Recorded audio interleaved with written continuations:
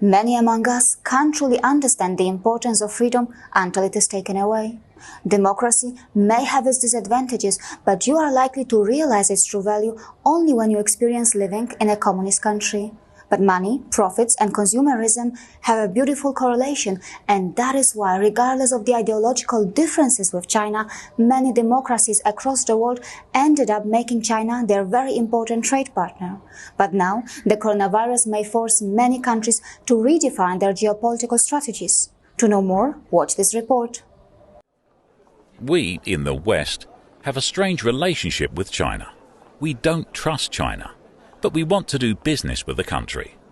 Ideologically, we are completely different. China is a communist country, and we believe in democracy.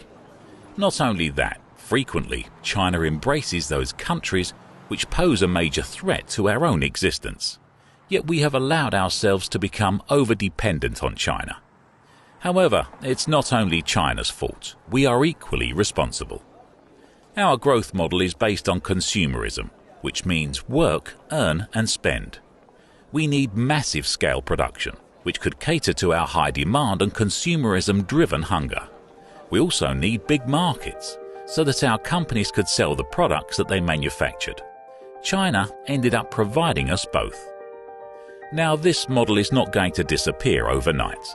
But seeing what's happening in the world today, and with all the doubts related to China's ethics and principles, would it be wise to continue to completely rely on China? But who else if not China? Well, for long, many amongst us have underestimated India. But the present situation demands that we redefine our strategies. Let's take a re-look at India.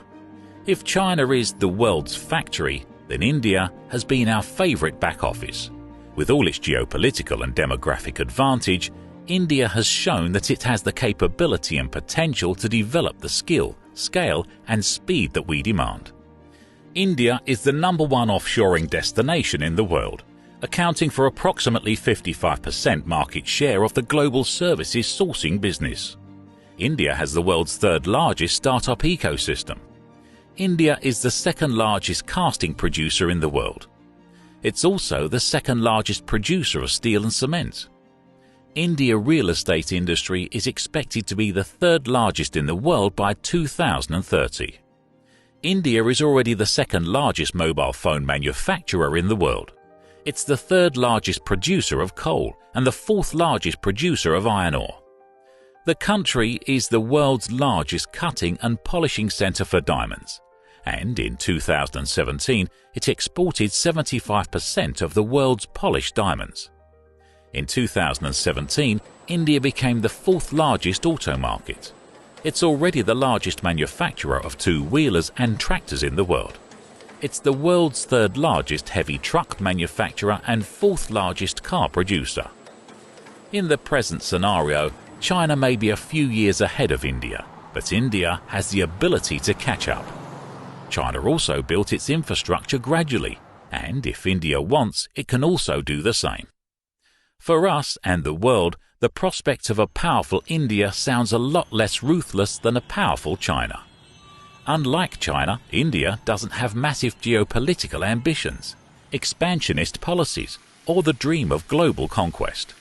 What's even more of a relief is that India is a democracy, and with all its internal problems, it will never expel or silence the journalists or whistleblowers like what happens in a communist country.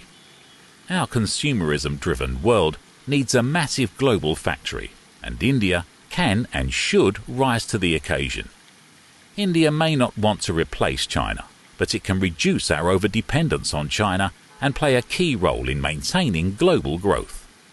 If India becomes one of the key centers of globalization, and if we invest in India, India has the potential and power to drive global growth. And geopolitically speaking, apart from the USA, if there is one nation in the entire world that is able to contain China in the long run, it's India. China first started as a manufacturer of our products, and as it gained prosperity, it also became the consumer of our products. Now the same is happening in India. Yes, India can be our new China. Even the Beijing-based Chinese think tank Anbound thinks so. According to Unbound, China needs to seriously consider and study the rise of India's economy and India's competitive advantage. India, an ancient land with a growing young population, is an emerging market power. It's entirely possible for it to become the next China and poses great attraction to the world's capital.